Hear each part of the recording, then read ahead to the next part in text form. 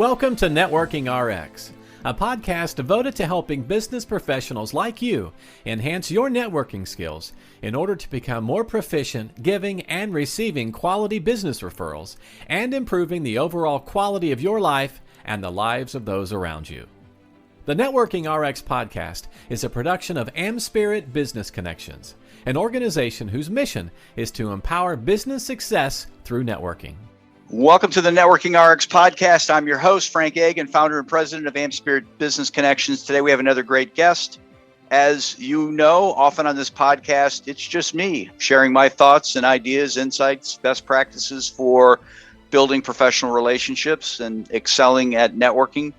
But oftentimes I will bring on subject matter experts, authors, speakers, thought leaders, and social scientists who will share their knowledge and insight and help us build better relationships and just give us a better understanding as to how to be more human, why we're human, so on and so forth. Today's guest, she dubs herself the Chief Civility Officer, Segal Thakkar. She is not your average employment law attorney.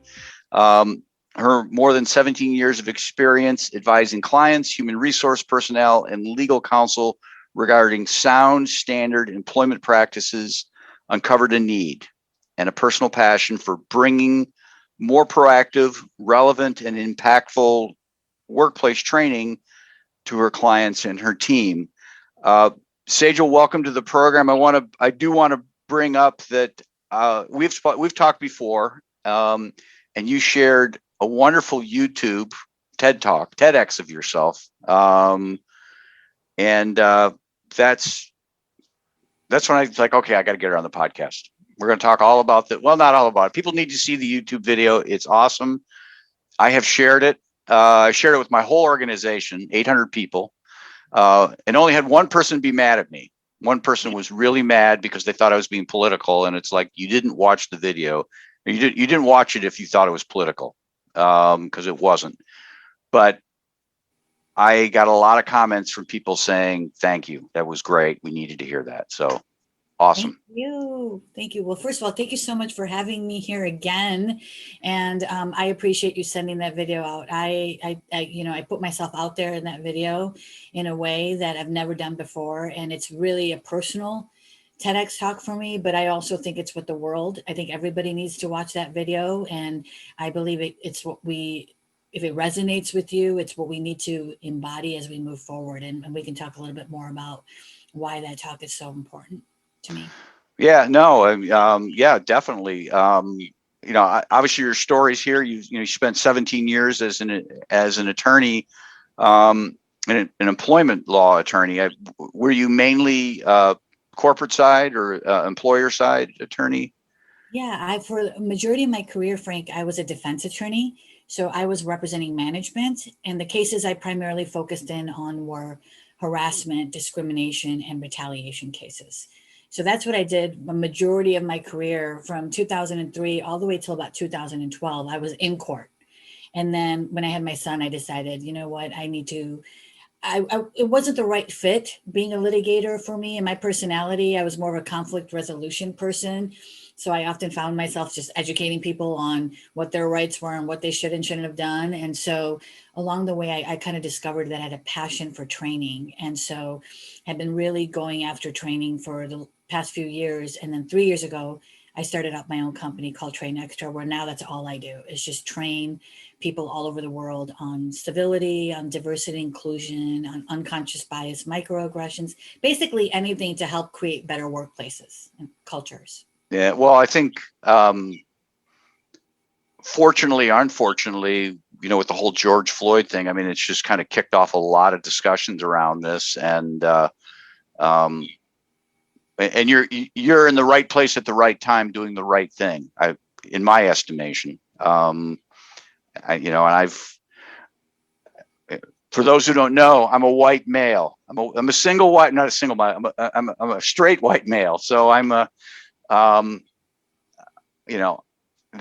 it's been eye-opening to me, and not in a bad way, but it's just kind of gotten me to say, okay, my view of the world is not necessarily the view of the world, but it's just my view of the world. And I need to be open to it. And I think that, just even COVID and the lockdown and being able to meet people like you, people all over the world, to realize that really, we're all human. It doesn't, our nationalities or our countries of origin or where we live doesn't really matter. We all love our kids the same.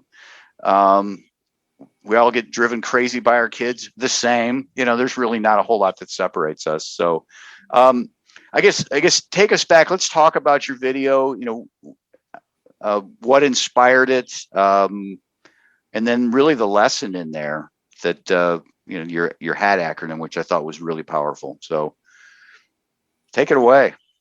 Yeah, so I started training on unconscious bias a few years ago. And as I started learning that area and doing the work myself, what I started doing in my training, because I started noticing, and this is especially true the last year and a half, I would even say 2 years, even prior to COVID, I just started seeing the word bias becoming more demonized. And so you say someone's biased and it's like, oh, it's this huge bad thing. You're racist or you're sexist or something like that. And when I started really learning about how bias works and how it impacts us, I realized that people aren't doing what they should be doing because they don't understand it, right? And so I started in my trainings, I started replacing the word bias with the word belief. So I started saying unconscious beliefs instead of unconscious bias, and a complete shift in the energy. People were more receptive. It was impactful. And so that's kind of what inspired the TEDx talk, because I wanted to show people the different dimensions of bias. And so I talk about bias from 3 different lenses. The pain of bias, which really focuses in on my personal journey of being on the receiving side of bias and of being a victim of bias. And so I really talk about my upbringing and what I went through. I grew up in a predominantly Italian neighborhood in a suburb of Chicago. And so I dealt with, I was othered right off the bat. We were the only Indian family in this town. And so I dealt with a lot of harassment and bullying growing up. And then, so I dealt with bias in that way. And then, I just remembered my dad always sort of reminding me during those times when I was struggling, and so I describe an incident in my talk about where I found a note on my locker that somebody had put on there that said, "Go back to your country." And it's these moments where I was so filled with rage and anger, and like any kid, I was fighting back, and it really was getting to a point where I started noticing that I was acting out, and it wasn't going to be good if I kept going in that direction. And all these times, my dad would always remind me that bias isn't one dimensional. It's something that impacts all of us. He would always tell me things like, those people that are hurting other people, they themselves are hurting inside. And so he would always impart these lessons on me. And he would always remind me that, look, we're all capable of being hurtful and treating others badly, And so that really carried through to me. And then I became an attorney, which is something I knew I was going to be doing. And so now I show bias from another perspective of the paradox of bias. And in my story, how the bias is not one dimensional and how it really impacts all of us. And as an attorney, I was now, I found myself defending people who were accused of harassing or discriminating others. And I think most people would probably imagine the opposite. They would say you would have been the one, but I realized that, what I've seen, and I speak from my own experience, is in the cases I worked on, that a lot of people just were operating from a place of unconscious bias based on what they've grown up with, what they're used to, their worldviews. And it wasn't necessarily they were just evil, malicious people that were out to get people, right? And so that's where the whole educating part started to happen, where I would start educating people about different perspectives and helping them come up with strategies. And I had to go through my own journey in that, because as an attorney, I was battling my own biases, right? Because now there were people that were harassing other people. And so automatically, of course, since I've gone through it, it's going to bring out some biases and beliefs in me. So I had to go through that journey of my own. And then I talk about bias from the power of bias. And really that's going to talking about how our bias is mainly unconscious bias. It's that we're not even aware of it. And that's the power that it has over us, is that we engage in all these behaviors and we make all these comments and take all these actions against people without even knowing it. It's happening unconsciously. And sometimes these behaviors can be harmful. Not all the time, because bias can be positive or negative, right? But a lot of times it is. So in my talk, I give simple strategies of how we can be more aware of our bias. And so I came up and I got creative and I created this HAT acronym. And so I got a little playful in my TEDx talk with an actual prop of a hat and just had fun with it. But really, it's a simple technique where the H for HAT stands for hold off, and what that's really going to is, look, the difference between our conscious bias and unconscious bias in a lot of ways is a matter of speed. So it's really about stopping that judgment or those assumptions that we're making, or being aware that we're doing that and holding off before we make these assumptions and judgments about people, especially people that are different than us that we don't know. And then the A is for ask why. And that's really just, I've always asked a lot of questions. And that's part of the reason why my dad said I was going to be an attorney, because I asked why a lot. And so, but it's important to ask why. Sometimes, we're creatures of habit.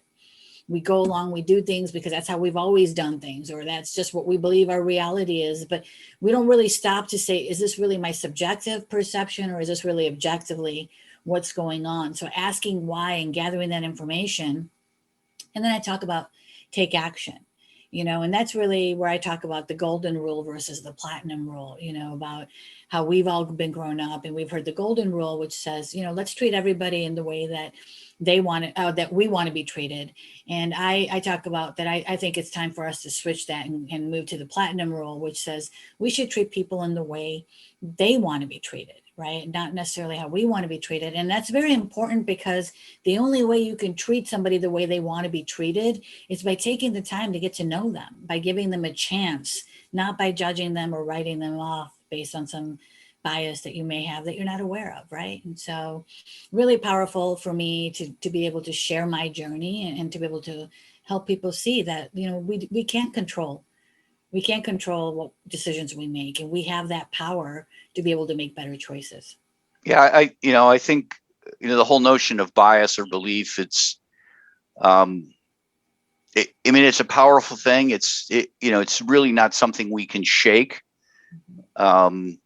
I had somebody suggest to me that they were too smart to fall into bias, and I kind of chuckled, and actually found a study out there that showed that people who think smart people are more subjective to it than people who aren't quite as intelligent, just because they don't think they actually fall into it.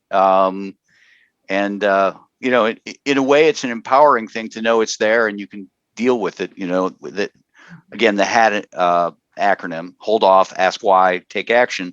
But it's empowering and scary at the same time, because there are things going on that I don't want to say, you don't have control over your subconscious bias. You just don't. And that's where you kind of need to take that deep breath. When I heard your talk, hold off, ask why, is the asking why, is that something that you're internally doing? Are you asking other people, or is it a combination of both? I mean, it's a combination of both. It's asking yourself why. Why are you taking these actions, or why are you making these assumptions about somebody, right? So for example, let's say I have a new client and that person is Italian. Now, most of the kids that bullied me were Italian. So I might, upon learning that this person's Italian, have a negative reaction. That just makes me human. That's because I've gone through that bullying. It's something that I've gone through. It's not something that I'm choosing to feel, right? But that what happened to me back there has nothing to do with this person that's standing here, right? And so asking yourself why, and some of these are so deeply ingrained that you have to dig and you have to spend the time. It's not a one-time thing. There are tools that can help you learn about your bias, but it's not a one-time thing. This is a lifelong process, right? Yeah. To understand yourself. And here's the beautiful part about this. By taking the time to really understand yourself, you're going to get to know everybody else, and you're going to be able to show parts of yourself to people that you may not have done before, or that you may not even been aware of. Because like I said, the scary part is, as you start doing this work, you find out that your unconscious beliefs or biases are actually the opposite of what you currently believe, right? They're the exact opposite. So you're just on autopilot. That's your survival. You're on autopilot every single day. You're not really thinking about all these things, but you don't know in the process if you're hurting people in the process or harming people without even knowing it. And that's why I think it's important to be proactive and do the work. It's like whenever I do a training for a client, I'm like, this is what I'm doing is I'm starting the conversation for your people. And then it's really up to them to take that information and do the work, right? And help educate and again, spread awareness on this topic. And that's why I put myself out there in that way, because people just don't understand it. And so you hear what the media says, you hear what's going on, and so you don't even want to touch it. You shut down. You're like, I don't have any bias. That's what that person, there's actually a name of a bias for that, what that person was telling you, right? It's blind. Yeah. So, but that's what most people do. And this is why we need to really be, aggressive on this and help people see there's a different way. I mean, the time is now, where this is the perfect time for everybody to just get to know yourselves and understand yourself so that you can make better decisions for you and your loved ones. Yeah, I find it's just, the easiest thing. Well, maybe it's not the easiest thing, but just getting to know people. And one of the silver linings of the COVID lockdown has been just being able to talk with people all over the world. And, I talk with other parents, and as we talked about before we hit record is, they love their kids like I love my kids. I was talking to a woman, we set up a call. She was in London taking her daughter to, they say university, we call it college here, taking her daughter to university. And, she was just kind of lamenting to me, my daughter won't wear a mask and, blah, blah, blah. And it's like, oh my God, it sounds like my kids.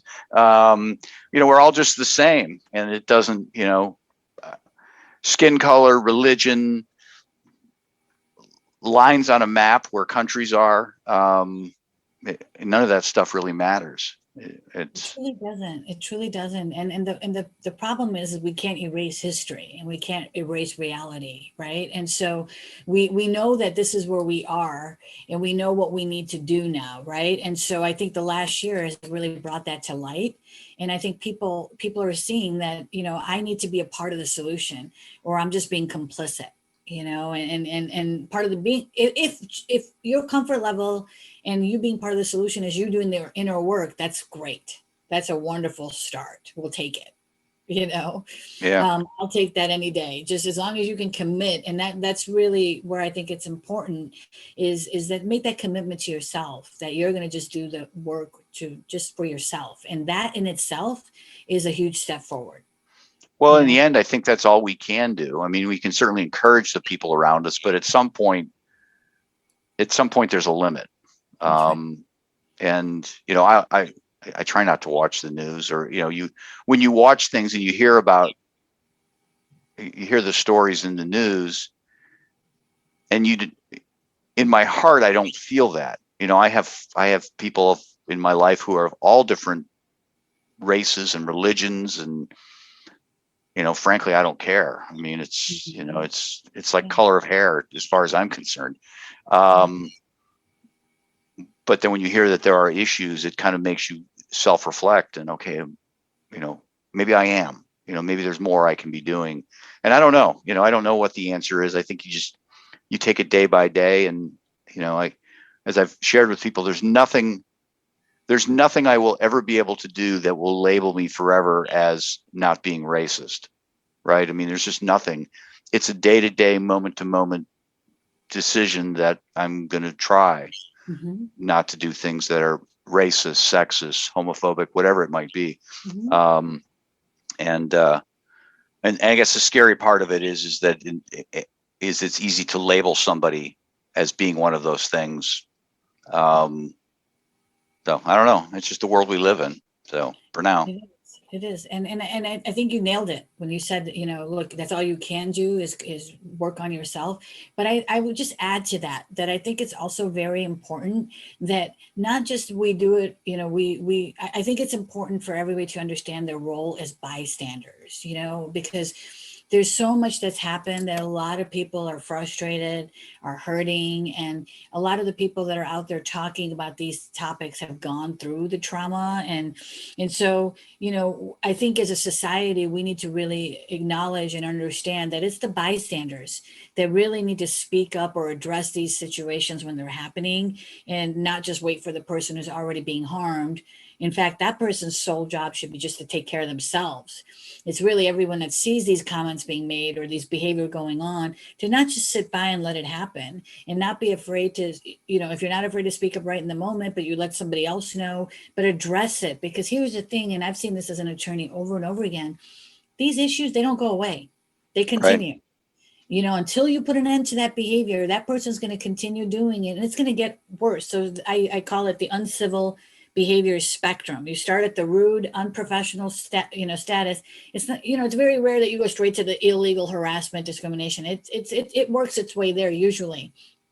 And so the goal is when we see someone being rude or unprofessional, and I'm not saying you jump down people's throats, no, you do it in a respectful, professional way. So for example, somebody interrupting somebody and it's happening over and over again to the same person. One time you say, okay, it's a mistake. The second time you say, okay, maybe it's another. And by the third time, somebody needs to say, hey, by the way, you keep interrupting her. We would really like to hear her opinion. Because if she might not, or he might not feel comfortable speaking up in that situation, somebody else needs to support, right? And this is where the community part has to really come into play, is that we need to get out of that sort of scarcity mindset, or I'm one for myself, and really get into the, how do we help each other too, as we're doing our inner work? And that pushes us outside of our comfort zone. So that's okay, because that's going to help us grow together, right? So I'm an attorney. I don't have a problem telling someone to knock it off, right? But somebody else might have a problem, and it's okay wherever you are. But you can do something, right? And so push yourselves a little bit outside of that comfort zone a little bit. Yeah, I don't know what you feel about this, but I think our kids are going to be very helpful in this transition. They're just Totally. I don't want to take credit for it, school or whatever, but they're more in tune to it. They're more, I don't know. They're better than I was. Not that I was horrible, but they're just better. And I have a lot of optimism about the future. I really do. I mean, I know a lot of people don't, and fine, they're entitled to their opinion. But I just think there's a lot of great things happening out there. And certainly you putting attention on this is also very helpful. Something that wasn't around 10 years ago, 5 years ago, 3 years ago, maybe. Let's shift gears. Let's talk about your business and, the things you do, how people listening might be able to help you. Yeah. So like I said, I'm doing 100% training now, and I do all of my training virtually right now. That was the blessing that came from COVID later. I mean, I wouldn't want to redo it, but before that I was doing everything in person. And then it kind of forced me into like, okay, you got to get under the boat and do it virtually. And so now I'm training all over. I was just training, and I had a couple sessions in India last week. So it's really cool that I'm stretching myself outside of my comfort zone too, and I'm doing that. So like I said, I train on a number of different topics. If you want to find out, and if you've got a culture, which means if you've got one person in your organization, then you want to start setting up the culture and setting up the expectations. Don't hesitate to reach out to me. My website is, my company's name is Train Extra. The other thing I would say is you could also, if you're on LinkedIn, follow me on LinkedIn. I am a huge believer in sharing resources on the areas that I train on, that I talk on. And I think there's just so much information out there that's helpful for us right now to help us move forward and give us practical tips. So I'm like on a mission to find that information and distribute it into my networks. So that would be another way to kind of keep up with what I'm doing. I assume your video is on your LinkedIn profile. It is, yes. All right. It's on YouTube as well. You can just type The Pain, Paradox, and Power of Bias. Everyone, you need to go see this. It's 9 minutes long. It's not terribly long. Maybe it's a little longer. It's very well done. It's very, very well done. Segal, thanks for your time today. You're welcome. Thank you. Thanks for joining us on the Networking RX podcast. Please put what you've learned into action today and let us know if you have questions, comments, or ideas for future topics. You can email them to us at podcast@amspirit.com. That's AmSpirit.com. Finally, so you never miss an episode, be sure to subscribe to the Networking RX podcast through iTunes, Overcast, or however you receive your podcasts. Now get out and network with someone. The Networking RX podcast is the copyright production of AmSpirit Business Connection. All rights reserved.